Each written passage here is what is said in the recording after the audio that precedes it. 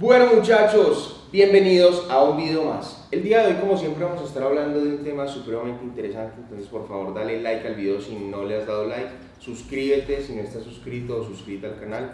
Esto nos ayuda a crecer muchísimo. Pero bueno, no siendo más, entremos en materia. Hablemos del tiempo de descanso y el tiempo de ejecución. Primero, empecemos definiendo cada uno. El tiempo de descanso se refiere a la cantidad de tiempo que estás descansando entre series e incluso entre ejercicios.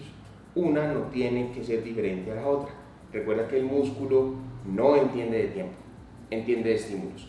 Por eso es que tenemos que saber que sí o sí tenemos que descansar la suficiente cantidad de tiempo para poder hacer que cada serie sea igual de intensa. ¿A qué me refiero con esto? A que cada serie tiene que tener el mismo grado de intensidad, es decir, el mismo grado de esfuerzo. En el pasado hemos visto que las series efectivas tienen que ser llevadas casi al fallo o en su defecto al fallo. Recuerda que ir al fallo implica que no puedas hacer una repetición más, incluso dañando un poquito la técnica. Eso es ir al fallo. Es básicamente cuando hacemos un ejercicio y empezamos a notar que cada vez es más difícil completar esa repetición y eventualmente no podemos completar esa repetición. Ahí es como sabemos que estamos llegando al fallo. Por eso es que es tan importante el tiempo de descanso. Entonces, cuando yo digo que el músculo no entiende de tiempo, sino que entiende de estímulo, me refiero a que tenemos que tener en cuenta que el tiempo de descanso es una variable más que podemos manipular. Sin embargo, hay varios estudios que han demostrado el hecho de que cuando descansamos menos de un minuto e incluso entre 1 y 2 minutos, pues probablemente vamos a limitar la cantidad de esfuerzo que nos va a tomar hacer la otra serie. Eso quiere decir que debemos descansar un poco más, por lo menos 2 a 3 minutos.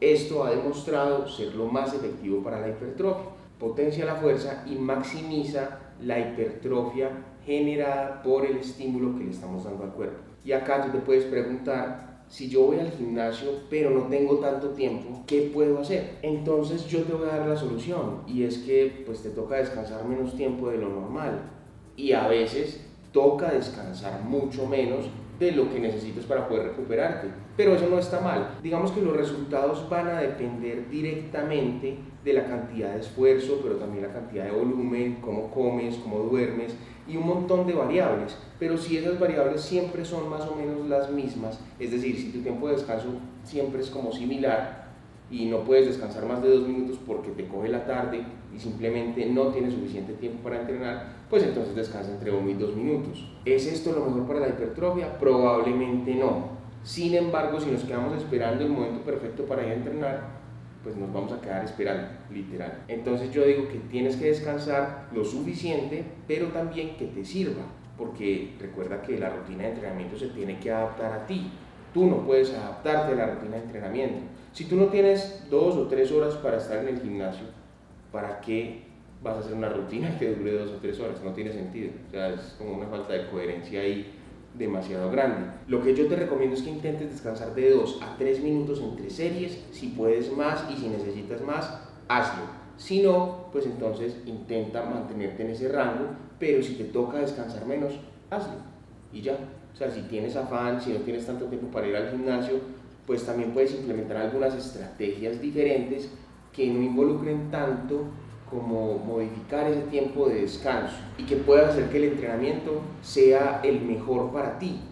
No necesariamente va a ser el mejor para todo el mundo, pero va a ser el mejor para ti. Tienes que monitorear estas variables. Recuerda que hemos hablado de muchas variables: de volumen, de frecuencia, de intensidad, de selección de ejercicios, del indicador de estímulo, fatiga y recuperación, y ahora estamos hablando del tiempo de descanso, porque es otra variable más que podemos empezar a manipular. Eso quiere decir que para asegurar, digamos, esa sobrecarga progresiva de la que tanto se habla, tenemos que entender que podemos manipular muchas variables. Podemos manipular el volumen, la frecuencia, la intensidad y también el tiempo de descanso.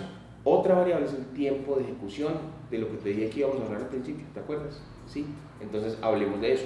El tiempo de ejecución es básicamente el tiempo que te demoras haciendo una repetición de determinado ejercicio. Pero para esto, pues obviamente tenemos que hablar de las fases excéntricas y las fases concéntricas. Entonces, por ejemplo, aquí en este curl de bíceps hay una fase concéntrica, que es cuando el músculo se contrae bajo tensión, y una fase excéntrica en donde el músculo se enlonga o se relaja bajo tensión. Hay una parte superior del rango de movimiento y una parte inferior del rango de movimiento. Entonces, en ese orden de ideas, nosotros podemos manipular también el tiempo de ejecución que nos demoramos haciendo una repetición, pero probablemente vamos a hablar de esto más a fondo en el próximo video. El tiempo de ejecución, cómo modificarlo, cuál es la importancia de las fases concéntricas y excéntricas, por qué tenemos que controlar más la fase excéntrica, por qué puedo yo monitorear la percepción del esfuerzo cuando me grabo haciendo determinada repetición, evaluando la fase concéntrica y excéntrica. Eso es muy importante. Por ejemplo, yo tengo asesorías. Si estás interesado o interesada en asesorías, yo te puedo guiar. En el primer enlace en la descripción hay una encuesta en donde tú me dices qué es lo que quieres y podemos empezar a trabajar juntos. No lo pienses más, de verdad que es una muy buena inversión y yo quiero que tú veas buenos resultados mientras aprendes. Pero a lo que voy es que cuando yo empiezo un proceso con una persona, le digo que me mande videos haciendo determinado ejercicio. Primero, para revisar la técnica, pero segundo, para ver el esfuerzo impuesto en las series.